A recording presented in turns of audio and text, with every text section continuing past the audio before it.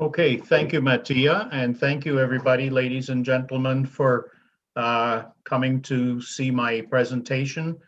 I'm a fan of modern postal history, Canadian postal history, and I started to get interested in an Elizabethan subject, being the Parliament booklets that were issued in 1985 to 1989.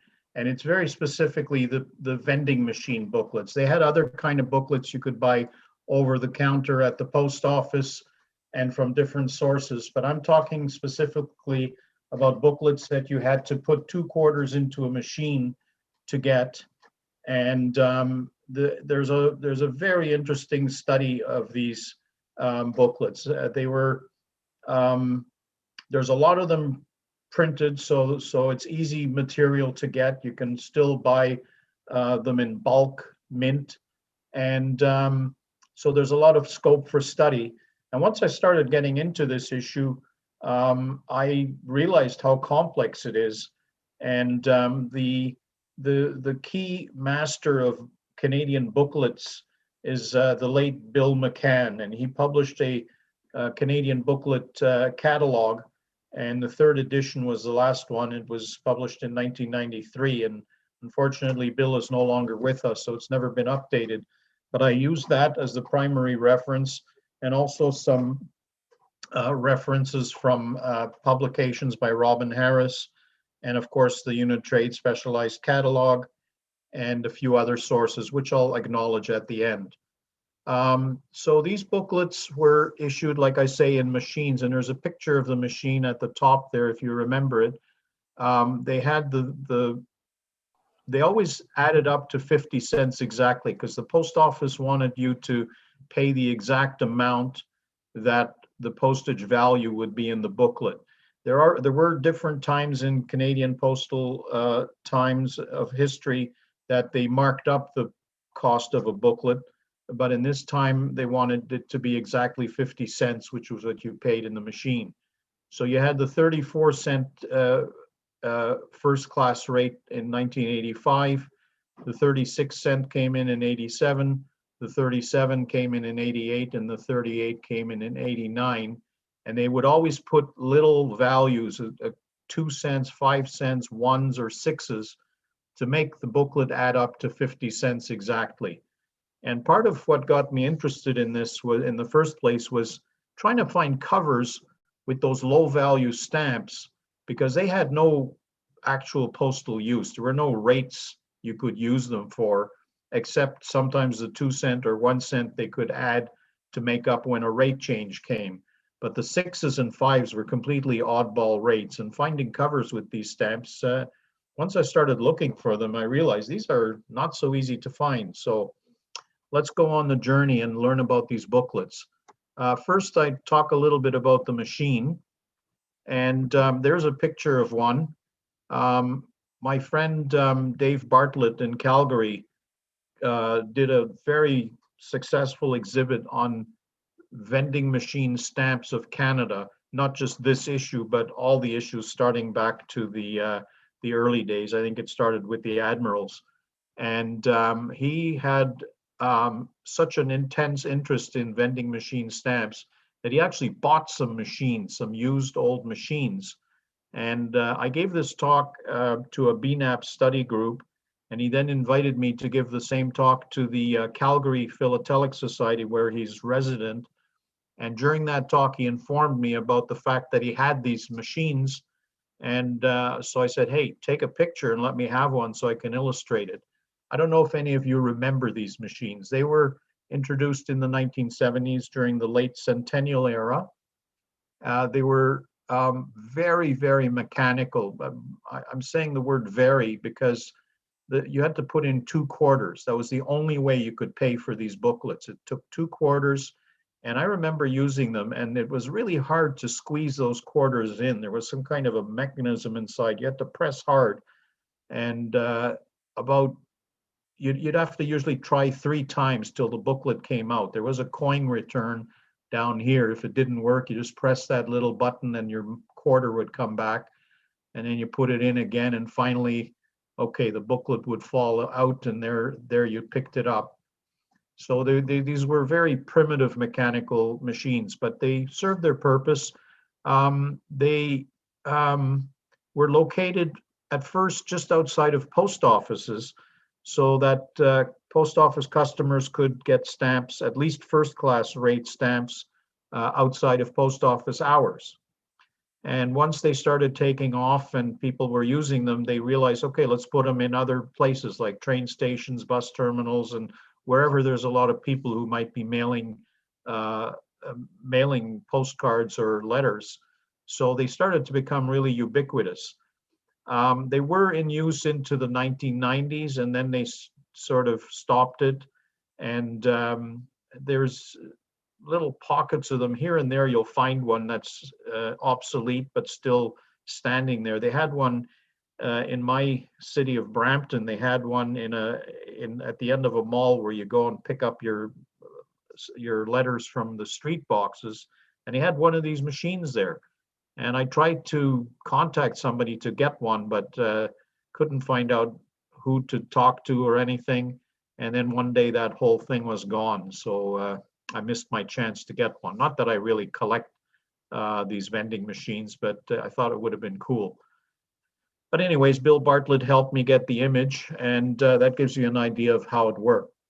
So these booklets were also sold occasionally in post offices across the counter, and apparently the Philatelic Bureau sold them too, but I didn't know about that at the time. So I was a user of these booklets and the stamps during the day, but I never collected it till later.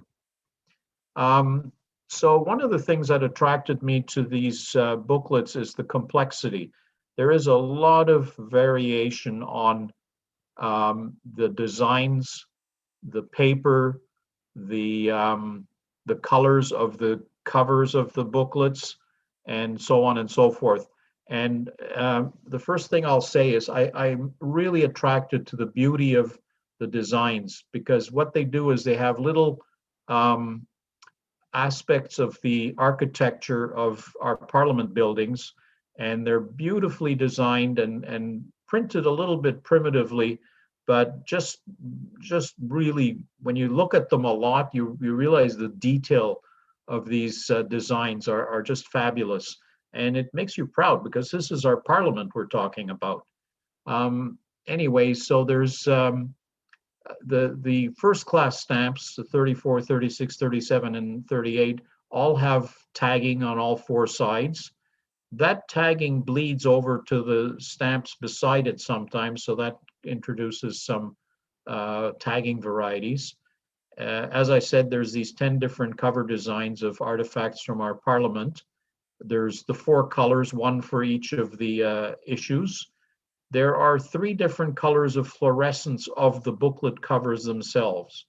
And there's also one of them that is without fluorescence or dead.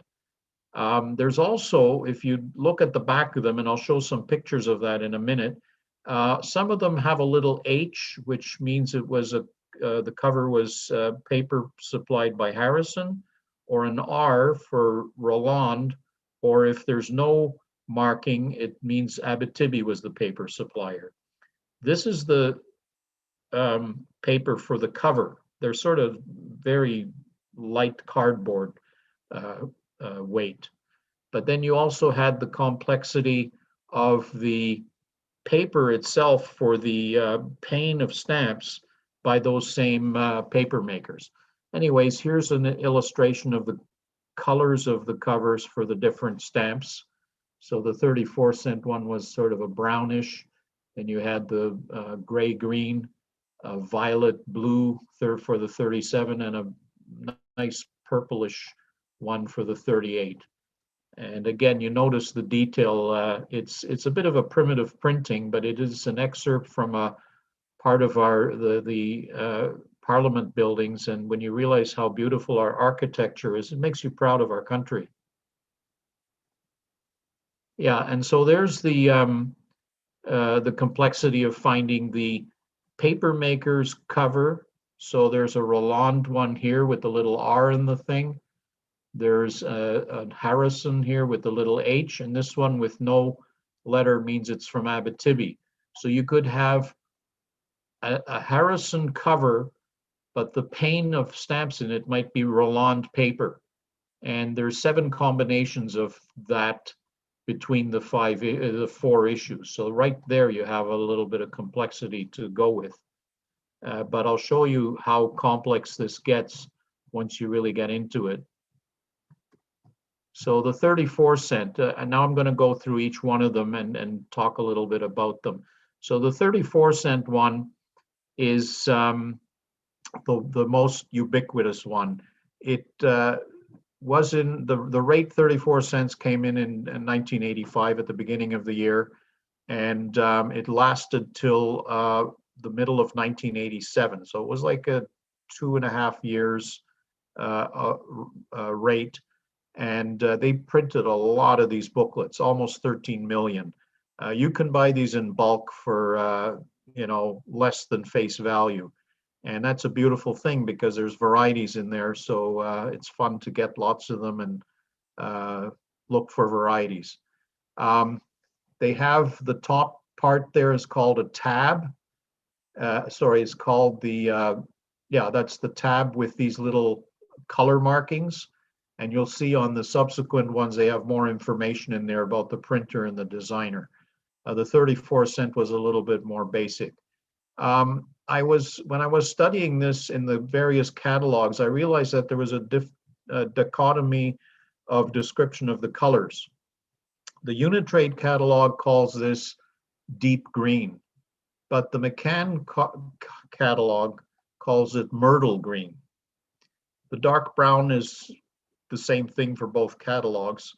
And again, the blue one, Unitrade calls it deep slate blue, which I think is correct, but McCann calls it dark blue.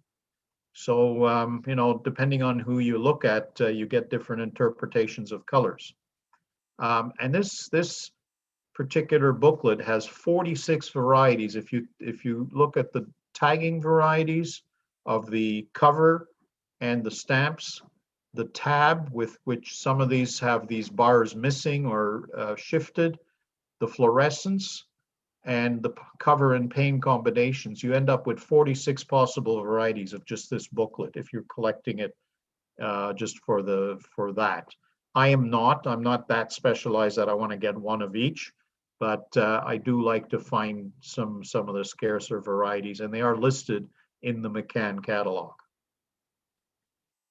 The 36 cent booklet now introduces a few new features. First of all, there's a bar at the top of the tab, and they have, ironically, a different looking color from the green of the stamps. So I don't even know where that came from, but anyways, that's how they printed them. And then you see they have the British American Banknote Company, which is the printer for all of these. The design is a fellow named Rolf Harder from Montreal. And then they have the Roland paper. So saying that this is a Roland paper in the booklet. And I didn't check what the cover of this one was because I'm just illustrating the stamps here. And you notice they use a couple of 6s and a couple of 1s with the 36 to make up the 50 cents. So that left them with a blank space, and they put on a little slogan. This one only had a run of 4 million and change, so a lot less than the 34 cent one. Again, the naming of the colors is a little bit controversial, with lime green being called in Unitrade and sage green being called by McCann. In this case, I sort of agree with McCann. That is not lime green in my eyes. The 6 cent one, henna brown, I'm going to come back to that. It's a nice sort of light reddish brown. And then the 36 cent dark lilac rose. That is a beautiful color of a stamp with that picture of the trees surrounding the library, the parliamentary library. So this one has 32 varieties of tagging, tab, fluorescence, and all the other things. So it's a little bit less complex, but still 32 varieties you can find. And according to McCann, some of these are scarce enough that they go up to like $100, but none of these are really expensive. Most of them are between $1 and sometimes some of them are $5, but there's nothing much more than $100 in these things in the catalog. And one thing when I was preparing this talk the first time, I noticed there's a small perforation variety here with a little skip up on the last perforation on the edge there. So that was a fun one to find. It's definitely not listed in McCann or anywhere. The next one is the 37 cent done in 1988. The printing quantity went up a little bit to just under 6 million. This time they had 2 commercials put on in bilingual, and these stamps all add up to 50 cents again. Here we have an example of Harrison paper with the H. Again, there's controversy about the naming of the colors. And you notice that the 6 cent is called henna brown again. If I just skip back to the last one, you'll see that it's not the same henna brown as this one. And I'll show you the difference later. But that helps to identify when you get one of these on cover. If you know the differences of those 2 browns, then you can tell which booklet it's from. And again, the dark blue, I think Unitrade just calls it blue and McCann calls it dark blue. And I think I agree with Unitrade on this one, that's just plain old blue. In this case, the number of varieties is reduced to 16. And there's probably more out there, but like I say, McCann is no longer with us, and he was the master of these things. So there's discoveries to be made, surely. And then we come to the 38 cent one, which again has some Harrison paper. This has one of those bar varieties where the left bar is almost non-existent. You have a 6 cent sort of purple color and the 2 cents deep slate green. Again, controversy about the naming of the colors, and about 5.5 million issued. And there's only 8 varieties of this one so far discovered between the tagging tab, fluorescence cover, and paint combinations. Like I say, I'm interested in this thing, but I'm not such a specialist that I'm going to try to get one of each. Especially the tagging, I find it's difficult to identify fluorescence and stuff like that. So, you know, I'm happy to just enjoy these stamps for their beauty and collect as much of the complexity as I can, but I'm not going to go crazy on it. What I like is the postal history, and we'll get into that in a bit. But first, I just want to show some color comparisons. So this is the 34 cent, 2 cent stamp that is called Myrtle Green or Lime Green. And this is the 38 cent stamp, which is called Dark Green. So if you get a 2 cent of these on a cover, it's pretty easy to tell which booklet it's from, whether the 34 or the 38 cent. When you get to the 6 cent one, it's a little bit harder to tell because the colors are close, but I definitely disagree with both catalog editors that these are not the same color. They're not henna brown. I would submit that this one could be called henna brown, and that this one, I don't know what it could be called, but maybe a deep red brown or something, but it's not the same color as that. So I disagree with the catalogs on those. But it does help to know that difference. Again, trying to identify when you get 1 or 2 or 3 of them on a cover, you'll find that some of them are from the different booklets because people accumulate these things. And when you're studying booklets, there's something you come on to called counting marks. I noticed every once in a while they'd have this little tab, this color tab, and if you explode the booklet, you see it goes through to the back. And apparently, since 1968, British American Banknote would print one of these color tabs as a counting mark on every 50th booklet cover. And the reason they did that was for the counting was very mechanical or manual in the post office, and this would help the post office clerks or the printers who are sorting these out for shipment and whatever to quickly count the booklets. McCann mentions the tabs, and so does Robin Harris in his specialized book, but in both cases they don't show any additional value for them. I guess there's enough of them around that they don't command a premium price, but it is, 1 in every 50. So to me, that's a little bit of a scarcity.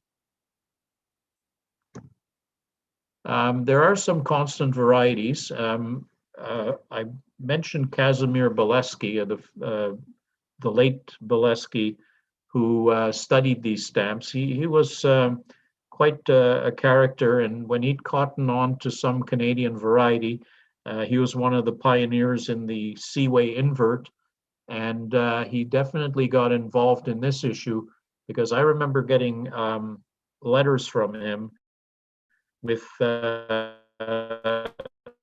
interesting wording. He had a way of talking to you in his letters that made you read it to the end. And I did not buy this from him, but I did buy it subsequently. But he discovered this variety because he apparently bought a whole large bulk quantity of these and went through them and found this constant variety that he called the Storm Over Parliament. In this first one, there's 4 versions of it. So in the first one, it's the storm approaching in the east, and there's a little line of missing color through the 5. The second one has a lightning through the 5 in Canada, and that's the storm moving eastward. Then he has the lightning progresses eastward, which it not only goes through the left-hand 5-cent stamp, but even the right-hand 5-cent stamp has some of that missing color. And then finally, the storm recedes as a flicker under Canada under the left stamp. They are definitely constant because I have about 3 sets of them. Those sets go for roughly $100 for the 4 of them. Some people charge more, some people charge less, but that's what you can get them for. And it's great to find constant varieties in modern engraved stamps. And in fact, there are more varieties, and I don't know if they're constant or not, but I've found one in my studies, which is this one, Cloud Over DA of Canada on the right-hand 5-cent stamp. It's funny that a few of these varieties have been found on the 5-cent.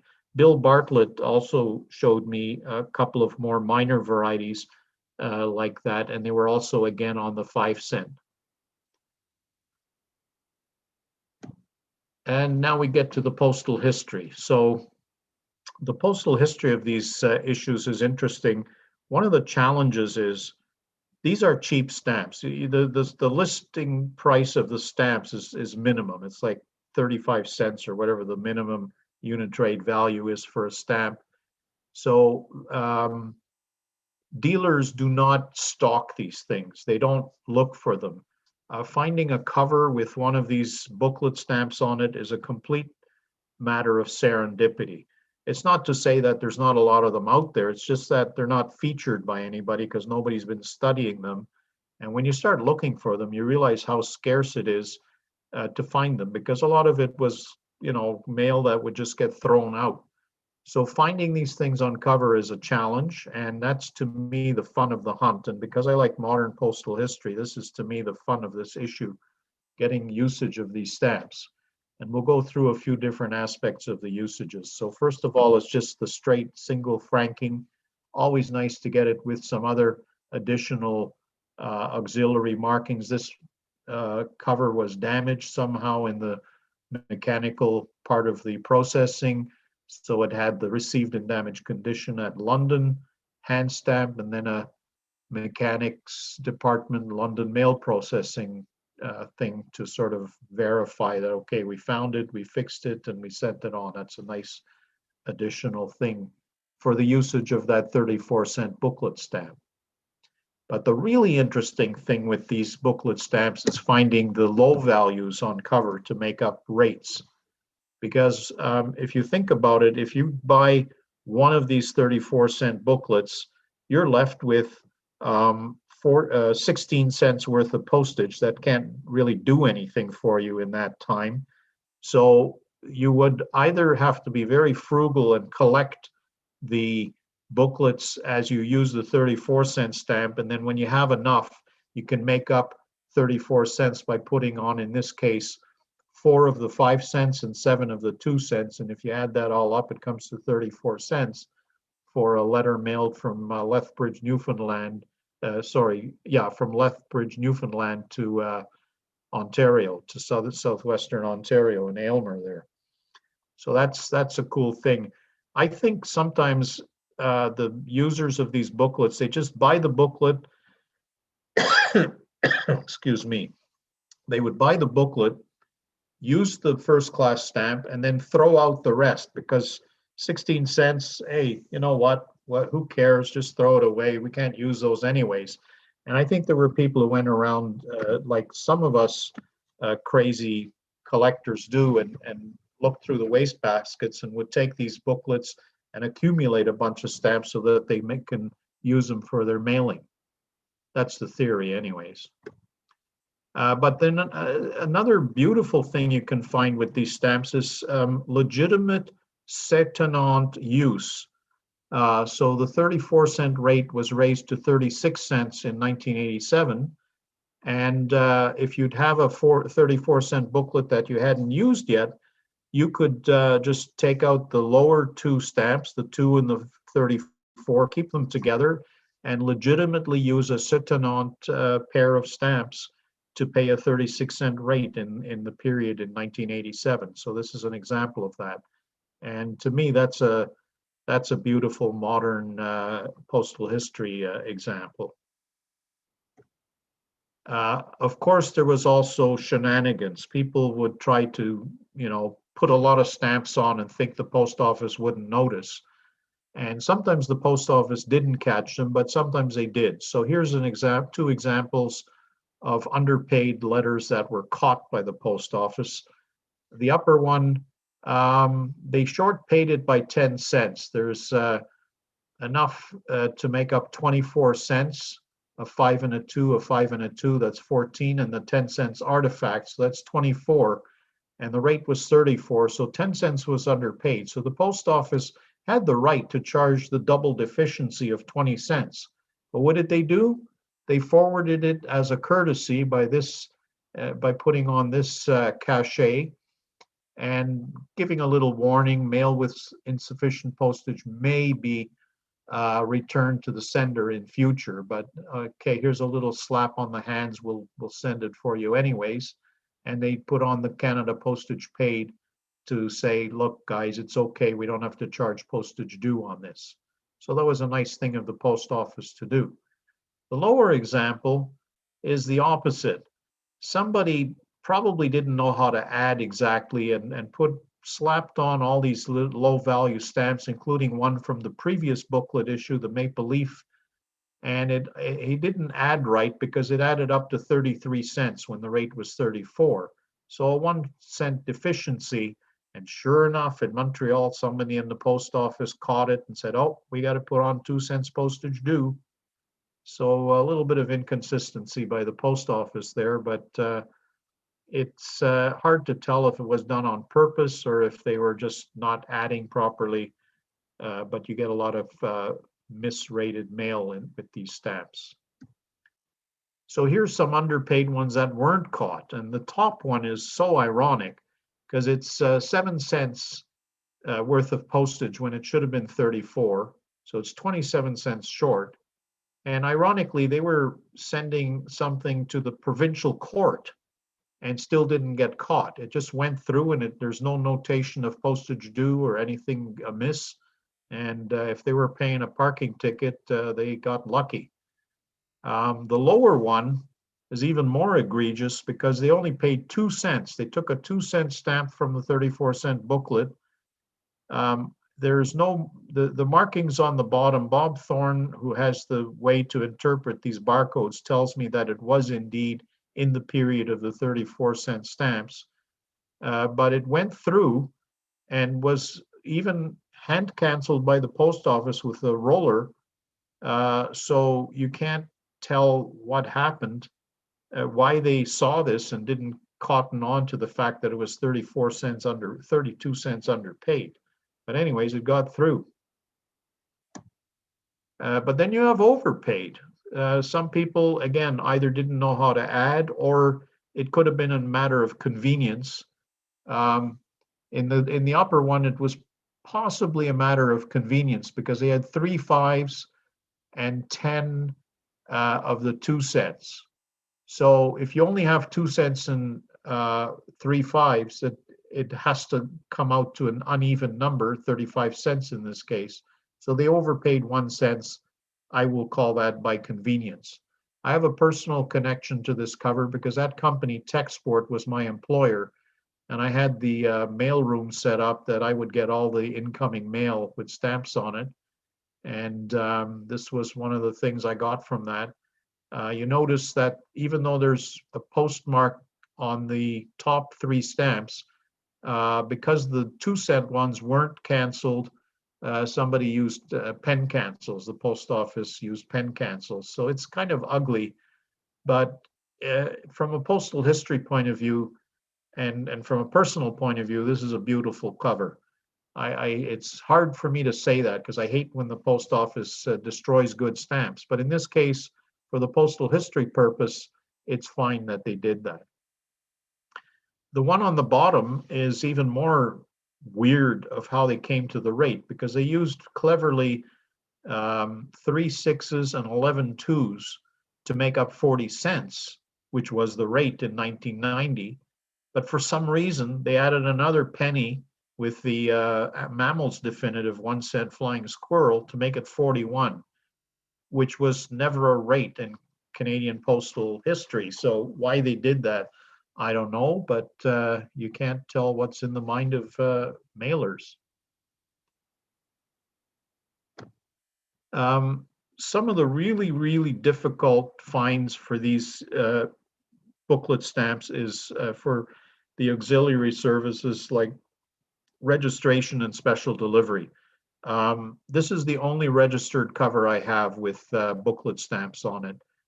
It is actually a Bolesky cover.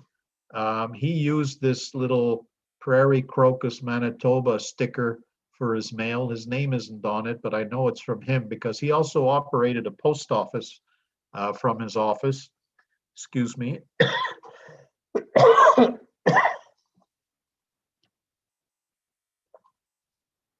And apparently he was mailing some product that somebody had purchased from him in Scarborough in 1998, so it's completely out of period. But what he did is he used 7 complete panes of the 34 cent and an extra 3 5s and 3 2s. And that paid the third step rate of 50 to 100 grams plus $3.15 registration fee for a total of $4.05. And it adds up exactly. And only a guy like Bolesky would do that. But it's a wonderful cover showing registration usage of those booklet stamps. And like I say, the only registered one I've ever seen with booklet stamps on it, like of that issue. I do have a special delivery, but I don't show it in this because it's just a bunch of other stamps and one of the 6 cent ones to make it up. It's not really that great, so I didn't include it in this thing. But another thing you can find is mixed franking from the different booklets. So the top one is the 40 cent rate. This was mailed in 1991. And it's got some of the 85 cent, the 85 34 cent booklets, the 5s and the 2s. And they got the 30, some of the 6 cents, which are from the 37 cent booklets. And that's where it comes in handy to be able to identify the henna brown color from which booklet it is. So there's some mixed usage from different booklets. Again, how did these people have this? If they were stamp collectors, they might have had some bulk of it. But if it's an ordinary non-stamp person, maybe they went through waste baskets at post offices. Maybe they just accumulated a bunch of booklets with the first class stamp ripped out and put these all together to make up these letters. Kind of hard to tell, but it's an interesting thought. And then here's at the bottom is a 39-cent rate, which is a correct rate from 1980, 1990. Unfortunately, it's got no return address. It's a window envelope. There's no mechanical markings on it, and it's dumb rollers. So I can't tell where it's from, when it was mailed, or where it was going to.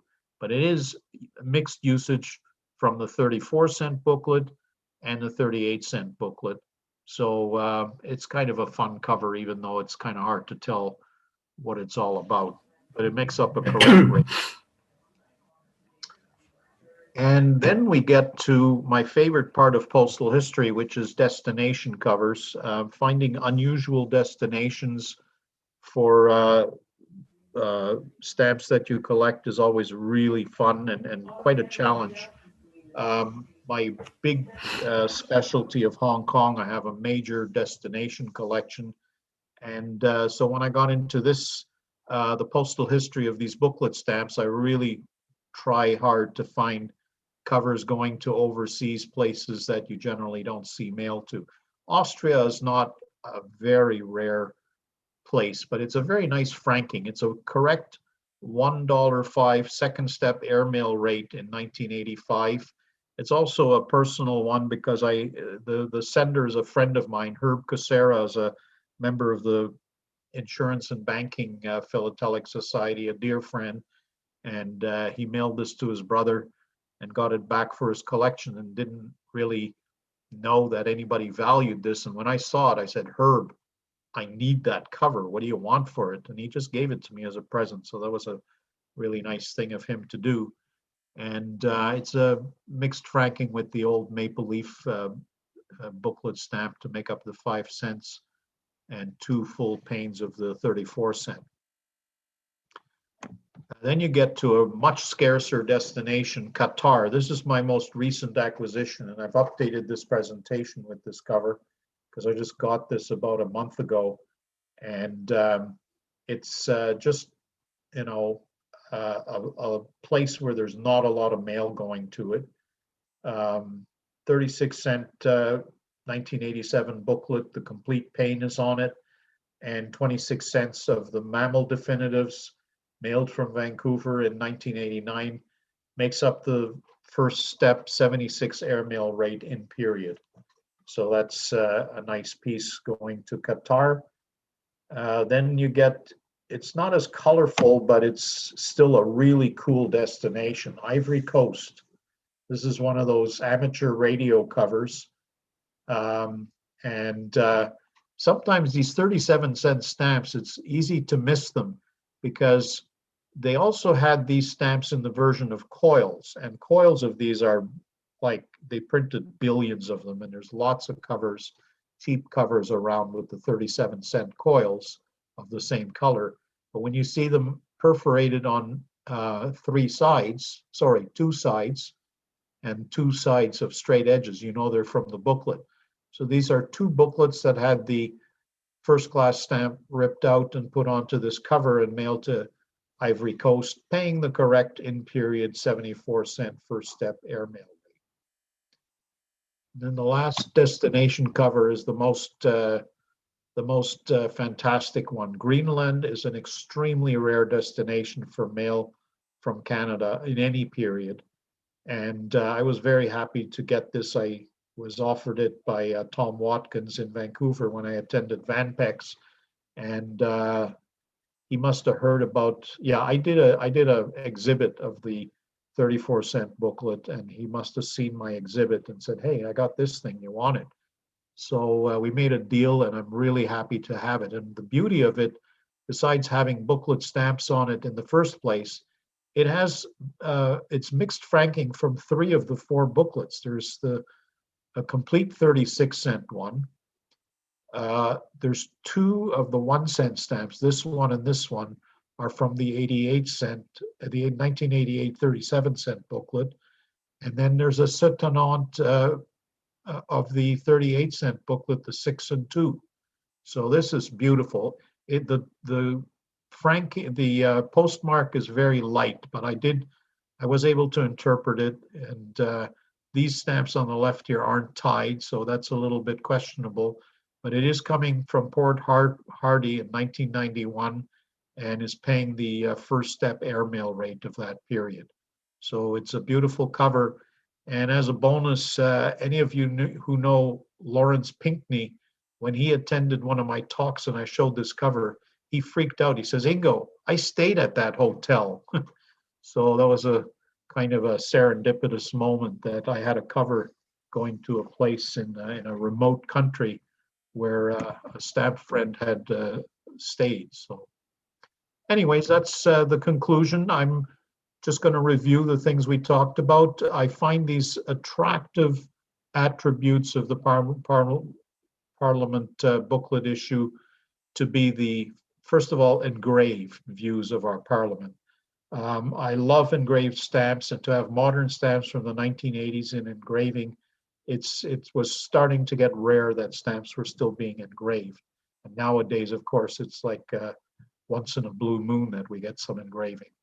I'm a proud Canadian, and views of our Parliament are especially meaningful to me. I love the scope of study for these stamps, just the stamps themselves. If you want to get into tagging varieties, constant plate varieties, errors, and all those things. The complexity with the different printings and booklet covers. If you want to go crazy on fluorescence, you got scope for that. And then the postal history challenges, which finding those covers with the low values, that is definitely needle in the haystack stuff. They are around, but in general, dealers are not looking for them or featuring them. And even though I've given this talk, this is, I think, my fourth or fifth one, I don't have that many dealers breaking down my door and saying, "Hey, Ingo, you want this, you want that." So it's a real challenge to find them. And of course, the special postal services looking for registered or special delivery or other kinds of auxiliary postal services, maybe one of these used as a postage due. It's entirely possible because they were sold at the post office too. And then destination covers. That's always the pleasure of postal history, as far as I'm concerned, is finding scarce destinations for your stamps. So I do want to give some acknowledgements. The first one is Robin Harris's specialized Elizabethan books. He wrote handbooks, or it's more than a handbook. He wrote a series of 4 Elizabethan definitive books that go into great depth of these stamps. And this one was called the Artifact and Parliament Definitive Series. Of course, the Unitrade Specialized Catalog, also edited by Robin. And then, of course, Bill McCann, the late Bill McCann's Standard Catalog of Canadian Booklet Stamps. I said 93, it's actually the last edition came out in 96. And then the late Casimir Bileski, who I still had those 3 undated advertising sheets when he offered me to buy those booklets with the storm over Parliament varieties, and they had interesting information on how that was done. And finally, thank you to Dave Bartlett for sending me those images of the vending machines that he has in his garage. And thank you, audience of North Toronto Stamp Club. I think this is my 3rd talk at North Toronto, and I'm very proud to be a member and happy to be a member, and glad that you're here to listen to my talk, and I'll open the floor to questions.